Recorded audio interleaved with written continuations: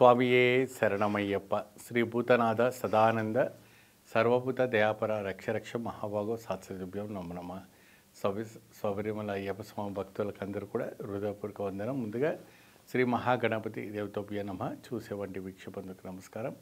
అయ్యప్ప స్వామి మాలధారణ వేసుకున్నామంటే అయ్యప్ప స్వాములకందరూ కూడా ఈ యొక్క రథ నియమాల గురించి ధర్మ సందేహాల గురించి మనం మాట్లాడుకోబోతున్నాం.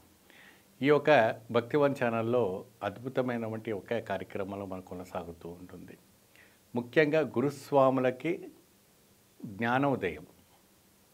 గురుస్వామి అంటే ఎలా ఉండాలి, గురుస్వామికి కావలసినటువంటి అర్హతలు ఎలాంటివి, గురుస్వాములు చేయవలసినటువంటి ప్రక్రియలు ఎలాంటివి, గురుస్వాముల ద్వారా ఎటువంటి ఒక కన్యాస్వాములకి, కత్తిస్వాములకి, గజస్వాములకి, గంటస్వాములతో ఎటువంటి ఒక కార్యక్రమాలు చేసుకుంటే ఎటువంటి ఫలితాలు లభిస్తాయనే ఒక అద్భుతమైనటువంటి వాక్షణం మనం మాట్లాడుతాం.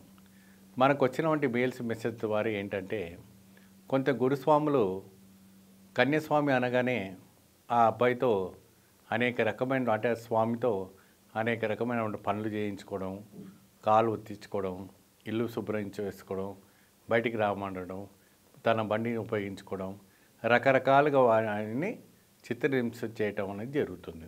కానీ ఇక్కడ గురుస్వాములు ఆ విధానంగా చేయడం అనేది చాలా తప్పు. గురుస్వాములు అంటే ఏంటి? ఒక దీపము చీకటిలో వెలుగు కాంతికి కల్పించేటటువంటి ఒక కాంతి వెలుగు మనకు కనపడాలి. ఆ కాంతి కనపడాలంటే ఆ వెలుగుకు ఆ ఒక వెలుగుతో పాటు వెళ్తేనే ఆ ఒక గురుస్వామి ఒక జ్ఞానోదయం అని రావటం అనేది జరుగుతుంటుంది. అటువంటి గురుస్వామి ఇటువంటి పనులు చేయటం అనేది చాలా అపకారమైన వంటి ఒక ప్రక్రియ అని చెప్పడం అని నేను చెప్తున్నాను. ఈ యొక్క ఏంటంటే అహంభావంతో నువ్వు ఆ పని చేసుకుంటా, నువ్వు ఈ పని చేసుకుంటా, నువ్వు నీళ్లు నింపాలి, నువ్వు ఇల్లు కడగాలి, నువ్వు ఈ సన్నిధానం క్లీన్ చేయాలి, నువ్వు పూజ సామాన్లు తీసుకురావాలి, అనేక రకమైన వంటి చేయటం అని జరుగుతుంది. కానీ గురుస్వామికి లక్షణాలు అవి కావు. గురుస్వామి లక్షణాలు ఎలాంటివి ఉంటాయంటే, ఎప్పుడైనా తొలిసారి మాలధారణ వేసుకున్నామంటే, తులసి మాల వేసుకున్నామంటే స్వాములు అంటే నేను 36 సంవత్సరాలకు వెళ్ళొచ్చాను, ఎవరితో ఎప్పుడు కూడా ఏం చెప్పలేదు. ఎందుకు అయినప్పటికీ కూడా కావాలని ఇప్పుడు ఎందుకు చెప్తున్నానంటే, వచ్చేవంటి మెసేజ్ ద్వారా ఆ గురుస్వాముల ఒక డౌట్స్ క్లియర్ చేయాలి. గురుస్వాములు ఇలాగే ఉంటారా, ఈ విధానంగా పని చేయించుకుంటారా, ఈ విధానం కన్యాస్వామితో చేయించుకుంటేనే మరి శబరిమలకు వెళ్తామా అన్నది ఒక ధర్మ సందేహంగా మారిపోయింది. అటువంటి భయపడే విషయం ఏం లేదు.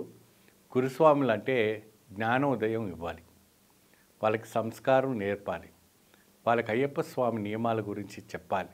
అయ్యప్ప స్వామి ఎటువంటి వ్రతం నియమాలతో పాటిస్తే అద్భుత ఫలితం లభిస్తుందో అటువంటి చేసుకుంటేనే మంచి ఫలితం లభిస్తుందని గురుస్వామి చెప్తేనే ఆ ఒక పూజ ఫలితం రావటం అనేది జరుగుతుంటుంది. స్వస్తి.